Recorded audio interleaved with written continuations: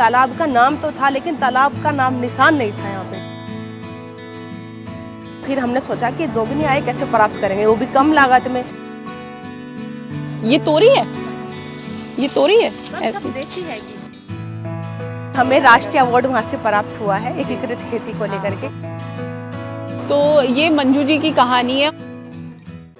तो मंजू जी से हमने बात की, उनके पूरे एकीकृत खेती के इस मॉडल को जाना, तालाब को देखा, पूरी कहानी सुनी और बार बार एक नाम भी सुना कि उन्होंने कहा है कि केवीके से इस पूरे मॉडल को डेवलप करने में बहुत मदद मिली है। केवीके के जो हेड हैं यहाँ प्रमोद जी, उनका काफ़ी साथ मिला है, गाइडेंस मिला है, ट्रेनिंग मिली है।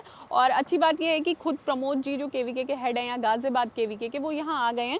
तो उनसे जानते हैं कि किस तरह केवीके किसानों की मदद करता है और ख़ास तौर पे मंजू जी की कहानी में उनका क्या योगदान रहा, कैसे ट्रेनिंग दी गई और क्या कुछ रहा अब तक। प्रमोद जी, किसान तक पे आपका बहुत बहुत स्वागत है। बहुत अच्छा हुआ आप खुद यहाँ आ गए तो आपसे मुलाकात हो गई।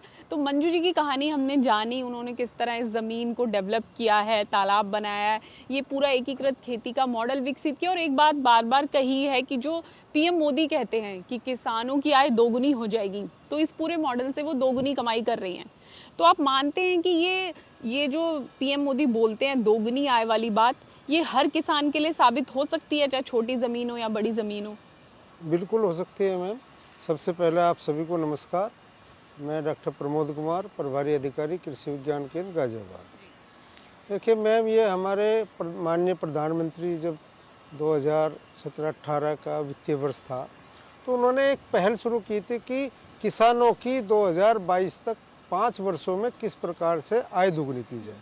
तो उसके लिए हमें भारत सरकार ने कृषि विज्ञान केंद्र को बड़ा टास्क दिया था कि किस प्रकार से जो है उनकी किसान भाइयों की आय दुगनी की जाए।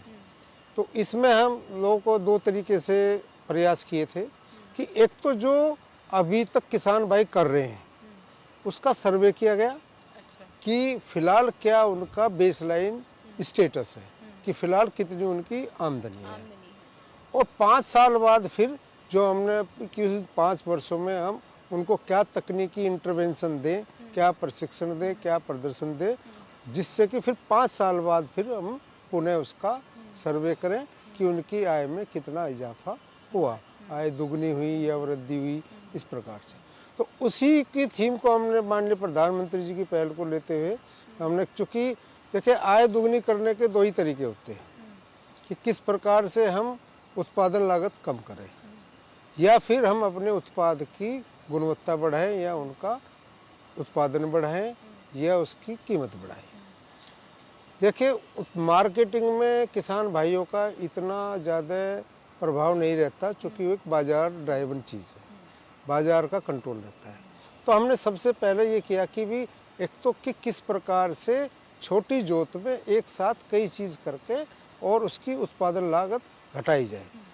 उसमें हमने सबसे पहले एकीकृत खेती पद्धति मॉडल की अवधारणा को बल दिया और उसका एक छोटा सा मॉडल हमने अपने कृषि विज्ञान केंद्र में स्थापित किया प्रशिक्षण के तौर पर। और उसके पश्चात हमने इस पर एकीकृत खेती पद्धति मॉडल पर छोटे और बड़े 2 प्रकार के कोर्स चलाए गए। एकीकृत खेती पद्धति मॉडल के बारे में मैं 2 सेकंड आपको बताऊंगा कि ये मॉडल क्या है और क्यों इसमें आय दोगुनी हो सकती है और क्यों हमारी लागत कम हो सकती है। एकीकृत खेती पद्धति मॉडल वह मॉडल है जिसमें कि एक साथ एक क्षेत्रफल पर कई उद्यम लगा सकते हैं। उद्यम मीन्स चाहे मछली पालन हो, चाहे पशुपालन हो, चाहे फल उत्पादन हो और आपका सब्जी उत्पादन हो या फसल उत्पादन हो। तो एक साथ इस तरीके से करते हैं कि एक उद्यम का जो अवशेष पदार्थ है वो दूसरे उद्यम के लिए निवेश का कार्य करे, क्योंकि दूसरे के लिए निवेश का कार्य करेगा तो जो निवेश हमें क्रय करना होता है उसकी हमारी लागत बच जाएगी। जैसे कि एक एग्जाम्पल दें आपको कि जैसे मछली पालन, यहाँ इस मॉडल पर मंजू जी के मॉडल पर मछली पालन किया हुआ है। अब धीमे और भी हम इस पर एंटरप्राइज ला रहे हैं, तो इस पर मुर्गी पालन भी एक बार किया गया, तो उसकी जो बीट थी उसके फिश फीड के रूप में यूज की। इसी प्रकार से इस बार काफ़ी 8-10 प्रकार की सब्जी जिसमें एक्जोटिक भी थी, ब्रोकली भी थी, आपकी ब्रुसेल्स स्प्राउट भी था, लेट्यूस भी था। तो इसको जो है फिर जैसे कि कुछ इस बार मार्केट में थोड़ा इस टाइप से हमारा स्ट्रेटजी रही कि हमारा गोभी का रेट बहुत डाउन हो गया, और इतना डाउन हो गया कि उसकी जो है हार्वेस्टिंग कॉस्ट भी निकलना भारी होगी। तो फिर इसको और किसान भाई इतने मजबूर हो गए कि उन्होंने जो है खड़े खड़े खेत जुतवा दिए। लेकिन एकीकृत खेती पद्धति मॉडल से इनके लिए पॉजिटिव हुआ कि इन्होंने उस जो सरप्लस गोभी थी या जिसका रेट नहीं था उसको आपने चॉप करके काट के और फिश फीड के रूप में यूज किया, जिससे कि जो ग्रास कार्प है, जो ग्रास ईटर फिशेज होती हैं, उसके लिए वो होता। तो इससे उनकी जो फिश फीड की जो कॉस्ट थी वो बची, और जो इनको वेस्ट जाना था वो बचा, और हमारी जो है सोयल की उर्वरता भी बढ़ी। एक तो होता है कि लोग मतलब पीढ़ी दर पीढ़ी खेती किसानी चली आ रही है, एक तो वो लोग होते हैं, लेकिन आजकल के समय में कई लोग ऐसे हैं जो लीज पर जमीन ले रहे हैं या जिनके पास अपनी जमीन है, शहरों में रहकर भी खेती की तरफ अग्रसर हो रहे हैं। तो क्या ऐसे युवा फार्मर्स जो हैं, यंग फार्मर्स जिनका बैकग्राउंड भी नहीं था लेकिन करना चाहते हैं, उनको केवीके सपोर्ट करता है? जी जी बिल्कुल। किस तरह से सपोर्ट लिया जा सकता है? हाँ, उसका जो सबसे पहला सपोर्ट है मैम, जो हमारी प्रधानमंत्री कौशल विकास योजना का जो पहल है कि जिसमें पूरा किसी भी जॉब रोल पर पूरा डिटेल जो है उनको प्रशिक्षण दिया जाता है, और उसमें 90% जो चयन किया जाता है वो युवा का ही किया जाता है। अच्छा, वो किस बेसिस पे होता है, मतलब अप्लाई कैसे होता है, वो भी थोड़ा बता के लिए हम जो है उसके क्राइटेरिया है कि भाई जैसे जॉब रोल है, इसका जो परफॉर्मेंस इंडिकेटर है, NQP है, ये हमारा जो agriculture skill council of India है उनकी तरफ से नॉर्म्स बनते हैं,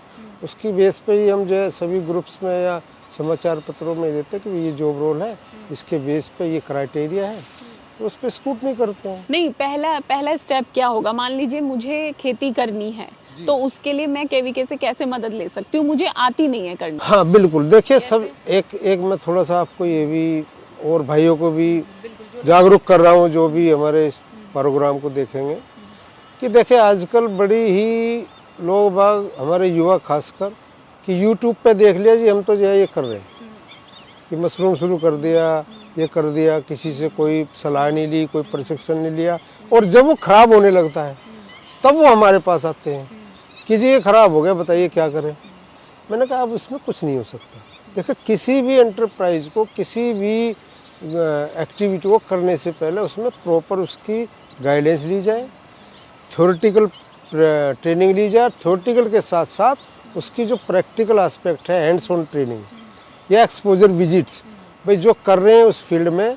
अब जैसे मंजू जी का मैं उदाहरण दे रहा हूँ आपको कि इन्होंने इस काम को एकीकृत खेती पद्धति मॉडल से अपनाने से पहले हमारी मेरठ कृषि विश्वविद्यालय, पूसा IRA इंस्टीट्यूट, मथुरा, पंतनगर, 4-5 जगह, और जो हमारे अच्छे अच्छे फार्मर्स हैं उनके यहाँ पूरी विजिट की, उसको प्रैक्टिकली देखा कि क्या एक मैं इसमें कर पाऊंगी, कितना वो कर पाऊंगी, किस टाइप से ज्ञान कर सकती हूँ। तो वही हम सब युवाओं को ये बताना चाह रहे हैं अपने, जो हमारे नए हमारे बंधु हैं कि जो केवल आकर्षित हुए हैं कि जी हम जो है इतना लाभ कमा लेंगे, तो उसमें यही कि उसको सावधानी से करना है। सबसे पहली सावधानी होती है कि आप जो है प्लानिंग कीजिए। प्लानिंग ये कीजिए कि हम सपोज करो कि हमें मछली पालन करना है या एकीकृत खेती पद्धति मॉडल करना है, तो हम उस पर प्लानिंग करें कि हम कहाँ से ट्रेनिंग लें, कहाँ से ज्ञान लें। उसके पश्चात ट्रेनिंग लेने के बाद फिर उसका प्रैक्टिकल एस्पेक्ट केवीके देता है वो ट्रेनिंग? हाँ, केवीके सभी को किसी भी प्रकार के, और कोई फीस नहीं होती उसमें? नहीं, हमारे यहाँ कोई फीस निःशुल्क है सब ट्रेनिंग। इवन कई उसमें तो स्टाइपेंड भी हम लोग, अगर वो शासन से आता है तो वो भी मिलता है। तो हमारा कृषि विज्ञान केंद्र पे कोई भी एग्रीकल्चर या अलाइड सब्जेक्ट, चाहे पशुपालन हो, मत्स्य पालन हो, गृह विज्ञान हो, आपका फसल से संबंधित है, उद्यान विज्ञान हो, सब्जी विज्ञान हो, सभी प्रकार के वैज्ञानिक होते हैं। सभी प्रकार की ट्रेनिंग और कई प्रकार की है, 2 दिन की है, 5 दिन की है, 21 दिन की है, और जिसमें कोई भी हमारे द्वारा कोई शुल्क नहीं लिया जाता है। और हर जिले में कृषि विज्ञान केंद्र है, तो जो भी किसान भाई जिस क्षेत्र का है वो अपने कृषि विज्ञान केंद्र से जुड़े और वहाँ से प्रशिक्षण प्राप्त करें। लेकिन नए कार्य को शुरू करने से पहले खासकर युवाओं को जो YouTube देख कर आकर्षित हो रहे हैं, उनको मैं थोड़ा सा सलाह दूंगा कि खाली YouTube के भरोसे न कार्य शुरू करें, वो प्रॉपर उसकी गाइडेंस ले, प्रॉपर उसका ट्रेनिंग ले, उसके बाद उसके प्रैक्टिकल एस्पेक्ट देखें और उसके अकॉर्डिंग फिर प्लानिंग करें कि आपके पास क्या संसाधन है। कई बार क्या होता है मैडम कि अरे हम तो जो है ना 10 एकड़ में लीज लेके वो करेंगे, बड़े स्तर पे करेंगे, और ये करेंगे वो करेंगे, लोन ले लेंगे ये ले लेंगे। उस सिचुएशन में क्या होता है कि अपने पास संसाधन नहीं है, हमने लोन लेके लिया और बड़े स्तर पे किया, और नए आदमी हैं, ये कोई ज़रूरी नहीं कि वो 100% सफल ही हो या 100% फ्रूटफुल ही हो, तो कई बार उसमें नुकसान होने की संभावना होती है। तो हमेशा छोटे स्तर से कार्य करें और उस पर स्टेप बाय स्टेप करें। अगर ये वीडियो आपको पसंद आया है तो इसे लाइक ज़रूर करें। अगर चैनल अभी तक सब्सक्राइब नहीं किया है तो कर लें और नोटिफिकेशन पाने के लिए बेल आइकन भी दबा दें।